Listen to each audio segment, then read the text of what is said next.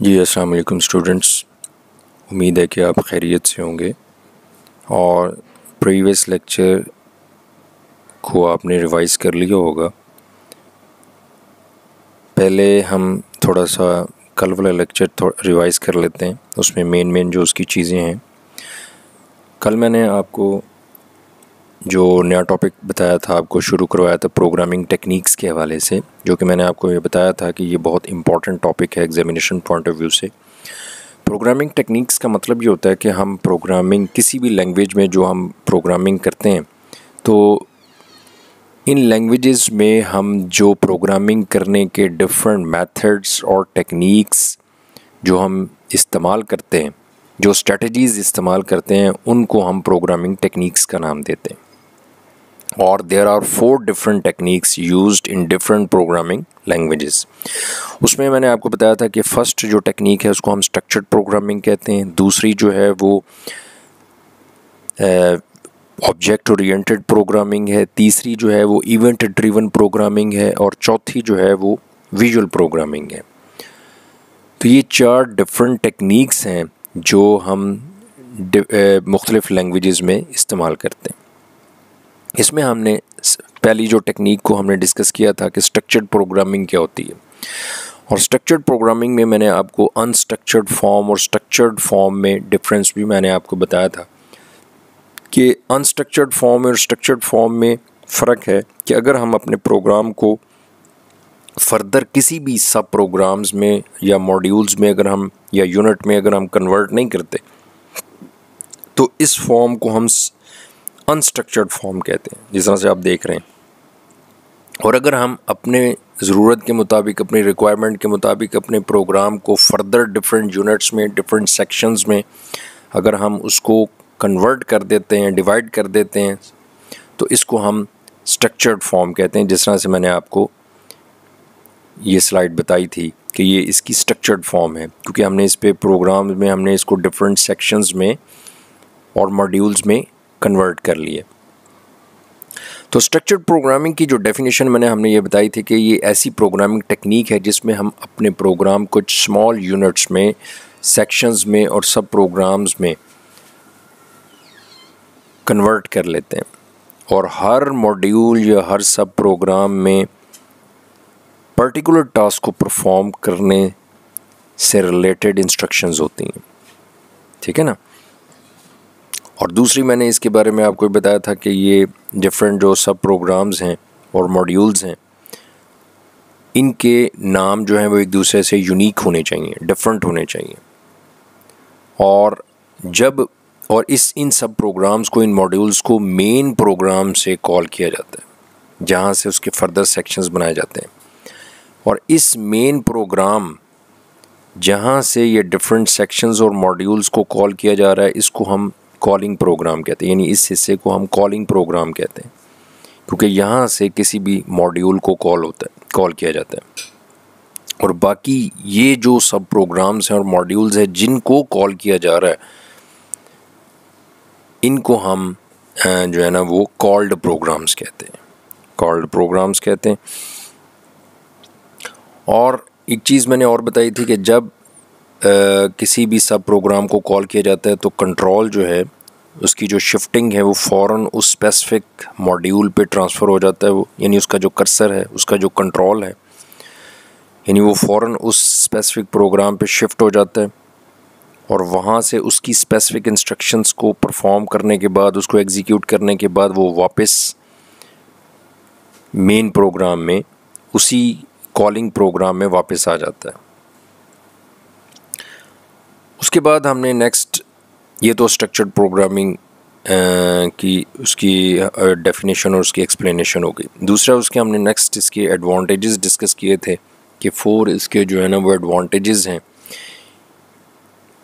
4 हमने reusability, easier to code है, easier to modify है, ईजियर टू मेंटेन। ये स्ट्रक्चर्ड प्रोग्रामिंग के बेनिफिट्स या एडवांटेजेस। ये तो कल हमने इसको बड़ी तफसील से हमने इसको डिस्कस किया था। आज हमने इसकी फर्दर स्ट्रक्चर्ड प्रोग्रामिंग में ही इसकी डिफरेंट जो है वो टाइप्स को हमने एक्सप्लेन करना है। यानी अभी यही प्रोग्रामिंग टेक्निक चल रही है, अभी वो दूसरी ऑब्जेक्ट ओरिएंटेड या इवेंट ड्रिवन प्रोग्रामिंग नहीं है। अभी स्ट्रक्चर्ड प्रोग्रामिंग में एक तो ये है कि हम प्रोग्राम को डिफरेंट सेक्शंस और मॉड्यूल्स में हम उसको डिवाइड कर लेते हैं, स्मॉल यूनिट्स में डिवाइड कर लेते हैं। दूसरा, इसी प्रोग्रामिंग टेक्निक में 3 मज़ीद डिफरेंट टेक्निक्स भी इस्तेमाल होती हैं। तो चूँकि ये 3 डिफरेंट टेक्निक्स जो हैं ये इसी प्रोग्रामिंग में इस्तेमाल होती हैं, इसलिए हम इसको types of instruction used in structured programming कहते हैं कि ये इस प्रोग्रामिंग में 3 मज़ीद टेक्निक्स जो है ना वो इस्तेमाल हो रही हैं। अब इन देखते हैं कि ये फर्दर ये क्या टेक्निक्स हैं। मतलब सबसे पहले फर्स्ट जो टेक्निक है वो है सीक्वेंशियल स्ट्रक्चर। दूसरी जो टेक्निक है वो है कंडीशनल या सिलेक्टिव स्ट्रक्चर, और तीसरी जो टेक्निक है वो है आइटरेटिव या रिपीटेटिव स्ट्रक्चर। यानी ये 3 डिफरेंट टेक्निक्स हैं जो फर्दर इस्तेमाल हो रही हैं स्ट्रक्चर्ड प्रोग्रामिंग में। यानी हम ये भी कह सकते हैं कि स्ट्रक्चर्ड प्रोग्रामिंग में हम जो इंस्ट्रक्शंस लिख रहे हैं वो इन मज़ीद 3 तरह से हम इसको इंस्ट्रक्शंस को मेंशन कर रहे हैं। ठीक है ना। यानी स्ट्रक्चर्ड प्रोग्रामिंग में मज़ीद 3 डिफरेंट टेक्निक्स हैं, मज़ीद 3 मेथड्स हैं, 3 मज़ीद स्ट्रेटजीज़ हैं जिनको यूज़ करते हुए हम इंस्ट्रक्शंस को लिख रहे हैं। तो उसमें फ़र्स्ट मैंने आपको बताया कि सीक्वेंशियल, दूसरी कंडीशनल और तीसरी आइटरेटिव। फर्स्ट जो सीक्वेंशियल स्ट्रक्चर, इसको देखते हैं। यानी इस टेक्निक में हम स्टेटमेंट्स को, इंस्ट्रक्शंस को कैसे लिखते हैं। सीक्वेंशियल जो है ना वो लफ्ज़ सीक्वेंस से निकला है। इसमें ये ऐसी टेक्निक है जिसमें स्टेटमेंट्स को जिस ऑर्डर से लिखा जाता है, जिस सीक्वेंस से लिखा जाता है, वो उसी सीक्वेंस से ही एग्जीक्यूट होती हैं, उसी सीक्वेंस से ही वर्किंग करती हैं। इसमें कोई स्टेटमेंट स्किप नहीं होती और कोई भी स्टेटमेंट को मोर देन 1 टाइम्स रिपीट नहीं किया जाता।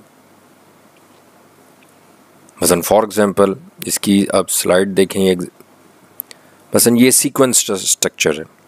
इसमें स्टेटमेंट 1 है, स्टेटमेंट 2 है, स्टेटमेंट 3 है, स्टेटमेंट 4 है। जिस ऑर्डर से मैं इन स्टेटमेंट्स को लिखूँगा वो इसी सीक्वेंस से, इसी ऑर्डर से वो स्टेटमेंट्स जो हैं वो एग्जीक्यूट होंगी और वर्किंग करेंगे। इसमें कोई स्टेटमेंट जो है वो स्किप नहीं होगी। मतलब स्टेटमेंट 1 के बाद वो स्टेटमेंट 3 पे चला जाए या 2 के बाद वो 4 पे चला जाए, बल्कि स्टेटमेंट 1 फिर उसके बाद स्टेटमेंट 2 फिर उसके बाद स्टेटमेंट 3 और देन स्टेटमेंट 4। और ना ही ये नहीं है कि वो स्टेटमेंट 1 को 2-3 दफ़ा रिपीट कर दे और बाकियों को एक दफ़ा कर दे। यानी ना, ये जो सीक्वेंशियल स्ट्रक्चर है, इस स्ट्रक्चर में हर स्टेटमेंट ने एक दफ़ा प्रिंट होना है, एक दफ़ा वर्किंग करनी है, एक दफ़ा एग्जीक्यूशन होनी है हर स्टेटमेंट की, और इसमें कोई भी स्टेटमेंट जो है वो स्किप नहीं होगी और ना ही किसी स्टेटमेंट को वो मोर देन 1 टाइम्स जो है वो एग्जीक्यूट करेगा। तो ऐसी टेक्निक जिसमें स्टेटमेंट जो हैं वो in the same order, same sequence से लिखे जाएं, जिस स्टेटमेंट में उसी यानी स्टेटमेंट जो है ऐसी इस स्ट्रक्चर के अंदर, इस टेक्निक के अंदर स्टेटमेंट जिस ऑर्डर से, जिस सीक्वेंस से हम उसको लिखते हैं वो उसी सीक्वेंस से एग्जीक्यूट होती हैं और एग्जैक्टली वंस, यानी हर स्टेटमेंट एक दफ़ा ही एग्जीक्यूट होती है। इसमें कोई स्टेटमेंट स्किप नहीं होगी और ना ही रिपीट करेगी। दूसरी जो इसमें कंडीशनल या सिलेक्टिव स्ट्रक्चर हम इसको कहते हैं, इसकी स्लाइड आप देखें। यानी ये दूसरी टेक्निक है और ये भी सेकंड टेक्निक जो है ये भी स्ट्रक्चर्ड प्रोग्रामिंग में ही इस्तेमाल होती है। इसमें स्टेटमेंट जो है वो कोई सीक्वेंस या ऑर्डर का हिसाब नहीं है, बल्कि स्टेटमेंट जो है ये कंडीशन के ट्रू या फॉल्स होने पे डिपेंड कर रही है। ट्रू या फॉल्स होने पे डिपेंड कर रही है। यानी कंडीशन क्या चीज़ होती है? एक कंडीशन वो चीज़ होती है कि जिसकी एक ट्रू पॉसिबिलिटी होती है और एक फॉल्स पॉसिबिलिटी है। कंडीशन वो चीज़ होती है जिस चीज़ को हम कंडीशन कहते हैं। हम बात करते हैं कंडीशनल, हम अक्सर बात करते हैं आम लैंग्वेज में जी कंडीशनली, कि ये हो भी सकता है और नहीं भी हो सकता। तो कंडीशन वो चीज़ होती है जिसकी दो पॉसिबिलिटीज़ हैं, या वो ट्रू है या वो फॉल्स है। तो इस स्ट्रक्चर के अंदर, इस टेक्निक के अंदर जो स्टेटमेंट है वो किसी ख़ास सीक्वेंस से, किसी ख़ास ऑर्डर से एग्जीक्यूट नहीं होती, बल्कि वो डिपेंड करती हैं कंडीशन के ट्रू या फॉल्स होने पे। मसलन जिस तरह ये एक स्टेटमेंट 1 है और ये एक स्टेटमेंट 2 है। अगर ये स्टेटमेंट 1 जो है ये उस सूरत में प्रिंट होगी जब कंडीशन जो है वो ट्रू होगी। अगर ये कंडीशन ट्रू है तो कंट्रोल और कर्सर जो है वो स्टेटमेंट 1 पे चला जाएगा, और अगर ये कंडीशन फॉल्स है तो कंट्रोल या कर्सर जो है वो स्टेटमेंट 2 को एग्जीक्यूट करेगा। इसका मतलब ये है कि इसमें कोई ऑर्डर और सीक्वेंस का ख्याल नहीं रखा जा रहा, बल्कि इसमें स्टेटमेंट जो है वो डिपेंड कर रही है उस गिवन कंडीशन पे जो आप उसको दे रहे हैं। अगर वो कंडीशन ट्रू है तो स्टेटमेंट 1 प्रिंट होगी, और अगर कंडीशन फॉल्स है तो स्टेटमेंट 2 प्रिंट हो जाएगी और 1 इग्नोर हो जाएगी। इसमें एक स्टेटमेंट, दोनों में से एक ने प्रिंट होना है, एक ने वर्किंग करनी है, एक ने एग्जीक्यूट होना है, दूसरी ने स्किप होना है। दोनों एट ए टाइम प्रिंट नहीं हो सकती, दोनों एट ए टाइम पे वो वर्किंग नहीं हो सकती। इनमें से एक स्टेटमेंट जो है वो वर्किंग करेगी और एक स्टेटमेंट जो है वो इग्नोर हो जाएगी, उसको स्किप कर दिया जाएगा। तो ऐसी टेक्निक जिसमें स्टेटमेंट जो है वो किसी ख़ास ऑर्डर से वर्किंग ना करे बल्कि कंडीशन पे डिपेंड करे,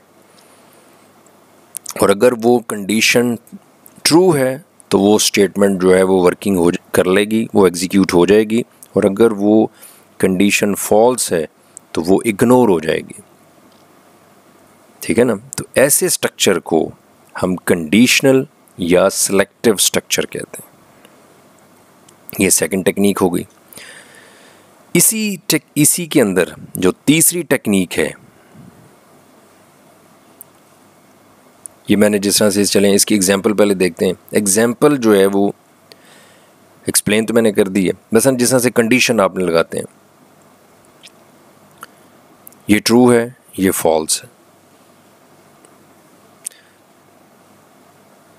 हम कहते हैं जी स्टूडेंट के हम नंबर एंटर करते हैं, अगर वो मार्क्स 40 हैं या 40 से अबव हैं, अगर ये कंडीशन ट्रू होती है तो पास प्रिंट कर दे, पास को एग्जीक्यूट कर दे, और अगर वो कंडीशन फॉल्स होती है, यानी फॉल्स मींस नंबर जो है वो 40 से कम होते हैं, तो वो फेल प्रिंट कर दे। अब इसमें फेल और पास दोनों को एट ए टाइम तो प्रिंट नहीं कर सकता, वो एक को उसने प्रिंट करना है, या पास या फेल। लेकिन पास और फेल की जो वर्किंग है वो किस पे डिपेंड करेगी? इस कंडीशन पे ऊपर जो हम उसको देंगे। यानी अगर हम नंबर 40 या उससे अबव देते हैं तो वो फेल को इग्नोर कर देगा और पास को वर्कआउट करेगा, और अगर हम उसको नंबर जो है वो 40 से कम देते हैं तो पास को इग्नोर कर देगा, फेल को प्रिंट कर देगा। यानी दोनों में से एक स्टेटमेंट जो है वो प्रिंट होगी और दूसरी जो है वो इग्नोर होगी। तो ऐसा स्ट्रक्चर जिसमें स्टेटमेंट जो है वो कंडीशन के ट्रू या फॉल्स होने पर डिपेंड करे, अगर ट्रू है तो स्टेटमेंट प्रिंट हो जाए, अगर फॉल्स है तो वो वाली जो स्टेटमेंट है वो इग्नोर हो जाए। ऐसे स्ट्रक्चर को हम कंडीशनल या सिलेक्शन स्ट्रक्चर कहते हैं। तीसरी जो इसकी टाइप है वो है आइट्रेटिव या रिपीटेटिव स्ट्रक्चर। ये ऐसा स्ट्रक्चर है जिसमें स्टेटमेंट जो है ना तो किसी ख़ास ऑर्डर से प्रिंट होती है ना वो स्किप होती है, बल्कि किसी भी स्टेटमेंट को मोर देन वन टाइम्स अगर वर्किंग करवानी हो या more than one times print करवाना हो तो उसके लिए ये स्ट्रक्चर इस्तेमाल होता है, और इसको हम लूप भी कह सकते हैं। यानी इसमें स्टेटमेंट, एक ही स्टेटमेंट जो है वो बार बार रिपीट होगी, इसलिए हम इसको लूप कहते हैं। और इस स्ट्रक्चर को हम टू पर्पसेस के लिए इस्तेमाल करते हैं। मसलन किसी भी स्टेटमेंट को अगर बार बार रिपीट करना है, मसलन आप अपना नाम लिखते हैं और आप कहते हैं ये नाम जो है वो 10 मरतबा लिखा एक दफ़ा है, लेकिन 10 मरतबा वो प्रिंट हो जाए, 10 मरतबा वो एग्जीक्यूट हो जाए, तो उसके लिए हम जो स्ट्रक्चर इस्तेमाल करेंगे उसको हम आइट्रेटिव या रिपीटेटिव स्ट्रक्चर कहते हैं। वो हम बाद में देखेंगे कि इसको कैसे लिखना है रिपीट करने के लिए। अभी हम इस चीज़ को डिस्कस नहीं कर रहे, अभी मैं इसका स्ट्रक्चर को डिस्कस कर रहा हूँ। यानी आइट्रेटिव और रिपीटेटिव स्ट्रक्चर एक ऐसा स्ट्रक्चर है जिसमें हम किसी स्टेटमेंट को more than one times execute करवाते हैं। और मसलन जिस तरह से मैंने भी बताया कि अगर हम अपना नाम या एड्रेस जो है वो हम कहते हैं जी बार बार प्रिंट कर दें, तो ये नहीं है कि हम अगर 10 दफ़ा अपने नाम को प्रिंट करवाना चाहें तो 10 मरतबा लिखेंगे, तो फिर तो इस स्ट्रक्चर का फ़ायदा ही नहीं। एक दफ़ा लिखेंगे लेकिन वो उतनी दफ़ा वो रिपीट करेगा जितनी दफ़ा हम उसको कहेंगे। या दूसरा इसकी पॉसिबिलिटी ये है कि हम, और दूसरा पर्पस क्या है कि अगर हम किसी भी नंबर को मतलब 1 से लेके 100 तक नेचुरल नंबर्स या 1 से लेके 10 तक हम उसको कहते हैं जी नेचुरल नंबर्स प्रिंट कर दो, तो वो ख़ुद ब खुद 1 2 3 4 5 6 एक एक इंक्रीमेंट करते हुए वो 1 से लेके 10, यानी हम उसको स्टार्टिंग वैल्यू देंगे, एंडिंग वैल्यू देंगे, तो उस रेंज में वो सारे नंबर्स को प्रिंट कर दें। मतलब मैं कहता हूँ जो उसको 1 से लेकर 10 तक जो है वो ऑड नंबर्स प्रिंट कर दो, या 1 से लेकर 10 तक इवन नंबर्स प्रिंट कर दो, तो वो इस गिवन रेंज के अंदर जो है वो तमाम रिक्वायरमेंट के मुताबिक जो हम उसको कहेंगे उसके मुताबिक वो नंबर्स को प्रिंट कर देगा। तो नेम को बार बार प्रिंट करने के लिए, किसी भी मैसेज को, किसी भी स्टेटमेंट को more than one times repeat करने के लिए, या वैल्यूज़ को प्रिंट करवाने के लिए, हम एग्जीक्यूट करवाने के लिए हम इस स्ट्रक्चर को इस्तेमाल करते हैं। इस स्ट्रक्चर को हम आइट्रेटिव या रिपीटेटिव स्ट्रक्चर कहते हैं। मसलन ये इसका स्ट्रक्चर है। मसलन इसमें जो स्टेटमेंट है वो ये कंडीशन हम दे रहे हैं, इसमें भी कंडीशन देते हैं। यानी इसमें ये देखा जाता है इस स्ट्रक्चर के अंदर ये वर्किंग कैसे करता है कि ये कंडीशन है ना, कंडीशन चेक होगी, जब तक ये कंडीशन ट्रू रहेगी स्टेटमेंट ने प्रिंट होते रहना। यानी ये जो है ना, ये जो चक्कर है ये वाला, ये लूप को ज़ाहिर कर रहा है। यानी इसमें एक दफ़ा कंडीशन चेक होगी, चेक होने के बाद वो स्टेटमेंट प्रिंट हो जाएगी, वर्किंग करेगी, और जब तक ये कंडीशन ट्रू रहेगी, वो हम बाद में जब इसकी एग्जांपल देखेंगे तो उसको हम देखेंगे। यहाँ पे हम इसको स्ट्रक्चर को डिस्कस कर रहे हैं। जब तक ये कंडीशन ट्रू रहेगी ये स्टेटमेंट जो है ये प्रिंट होती रहेगी, ये लूप चलता रहेगा, ये एग्जीक्यूशन होती रहेगी, और जैसे ये कंडीशन फॉल्स होगी तो ये स्टेटमेंट जो है उसकी वर्किंग जो है वो स्टॉप हो जाएगी। यानी इसमें एक चक्कर, एक लूप चलता है।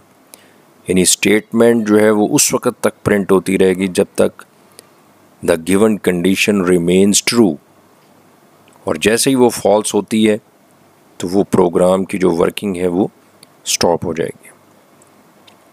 तो ये 3 टेक्निक्स जो मैंने एक्सप्लेन की हैं, फर्दर टेक्निक्स जो स्ट्रक्चर्ड प्रोग्रामिंग में इस्तेमाल होती हैं, एक सीक्वेंशियल, एक कंडीशनल जिसको हम सिलेक्टिव कहते हैं, और एक आइट्रेटिव या रिपीटेटिव।